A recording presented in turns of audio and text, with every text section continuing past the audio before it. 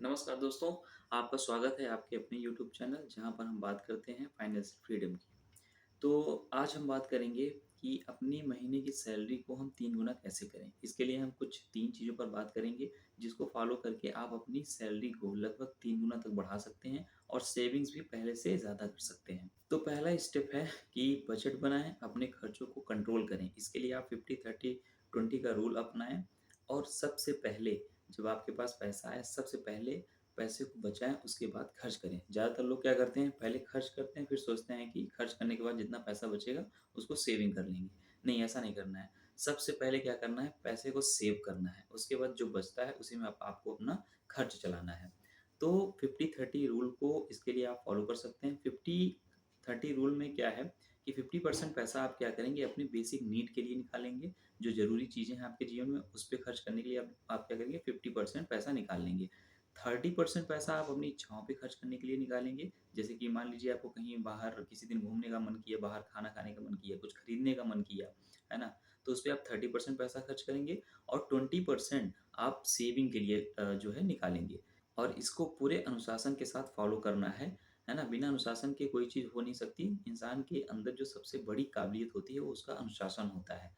तो पहला स्टेप में क्या करना है बजट बनाना है, अपने खर्चों को कंट्रोल करना है, 50-30-20 का रूल फ़ॉलो करना है और सबसे पहले पैसे बचत के लिए निकाल लेने हैं, उसके बाद जो पैसा बच रहा है उसमें से हम अपना खर्च चलाएँगे। दूसरा जो स्टेप है कि जो आपने पैसा बचाया है उसको सही जगह इन्वेस्ट करें। सिर्फ़ पैसा सेव कर लेने से काम नहीं चलेगा, क्योंकि जो पैसा आपने सेव किया है अगर उसको आपने सही जगह नहीं इन्वेस्ट किया है तो रखे-रखे पैसा क्या होता है कि उसकी समय के साथ वैल्यू कम होती जाती है। जैसे कि मान लीजिए कि जो सामान आज आप ₹5 में खरीद ले रहे हैं, आने वाले 10 सालों के बाद ₹5 में आप उतना सामान नहीं खरीद पाएँगे।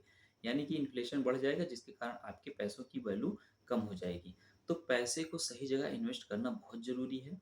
जैसे कि आप स्टॉक मार्केट में पैसा इन्वेस्ट कर सकते हैं, गोल्ड में कर सकते हैं, रियल एस्टेट में कर सकते हैं, म्यूचुअल फंड से आप सेविंग स्टार्ट कर सकते हैं। सबसे बढ़िया रहता है कि आप जो है म्यूचुअल फंड से सेविंग स्टार्ट करिए। जैसे कि मान लीजिए आपके पास मंथली 1000 ही सेव हो पा रहा है तो उस 1000 को म्यूचुअल फंड में एसआईपी के माध्यम से इन्वेस्ट करना स्टार्ट कर दीजिए।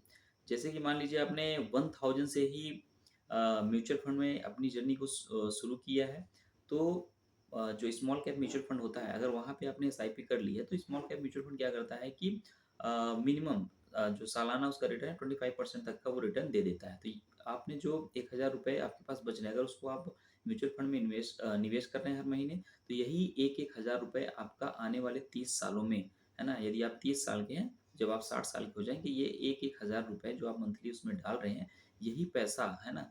ये क्या हो जाएगा 4.5 करोड़ के आस-पास हो जाएगा, लगभग 4 करोड़ 37 लाख रुपए के आस-पास ये हो जाएगा।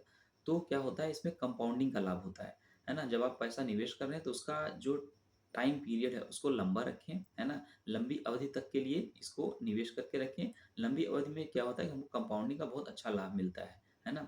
तो पैसा निवेश ज़रूर करिए, जिससे कि आपकी वेल्थ जो है क्रिएट होनी शुरू हो जाए।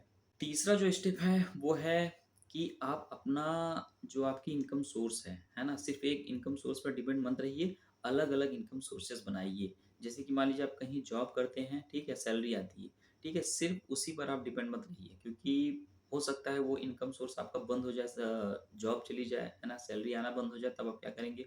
बहुत बड़े वित्तीय संकट में फँस जाएँगे। तो आप अपने इनकम का दूसरा सोर्स भी बना के रखिए। जैसे कि आप यूट्यूब पर चैनल बनाकर पैसे अर्न कर सकते हैं, डिजिटल मार्केटिंग से पैसे अर्न कर सकते हैं, फ्रीलांसिंग से पैसे अर्न कर सकते हैं।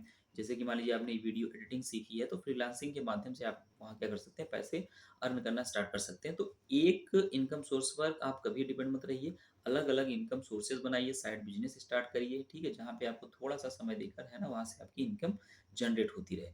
तो ये जो 3 स्टेप हमने बताए, पहला क्या कि सबसे पहले क्या करना है, बजट बनाना है ना? अपने खर्चों को कंट्रोल करना है, 50-30-20 का रूल फॉलो करना है। दूसरा हमने बताया कि जो आप पैसे बचा रहे हैं, है ना? जो 20% आप हर महीने पैसे को सेव कर रहे हैं, उसको सही जगह निवेश करना है, जहाँ से हमको, है ना, जो रिटर्न है, वो ज़्यादा मिल सके। और तीसरा स्टेप हमने बताया कि आप कोई इनकम का दूसरा सोर्स भी बनाइए। एक सोर्स पर कभी भी डिपेंड मत रहिए, दूसरा सोर्स आपके पास रहेगा, तो आप फाइनेंशियली क्या रहेंगे, मजबूत रहेंगे। तो वीडियो यदि आपको पसंद आई हो तो चैनल को सब्सक्राइब कर दीजिएगा, वीडियो को लाइक और शेयर कर दीजिएगा। ठीक है? तो हमारी जो ये जर्नी है ना? फाइनेंशियल फ्रीडम की जो जर्नी, ठीक है? इसके लिए हम हमेशा प्रयासरत हैं, है ना? हम चाहते हैं कि हम सभी फाइनेंशियली फ्री हो जाएँ। तो इसके इस सीरीज़ का जो अगला वीडियो है बहुत जल्द आएगा, तब तक के लिए आप हमारे साथ बने रहिए।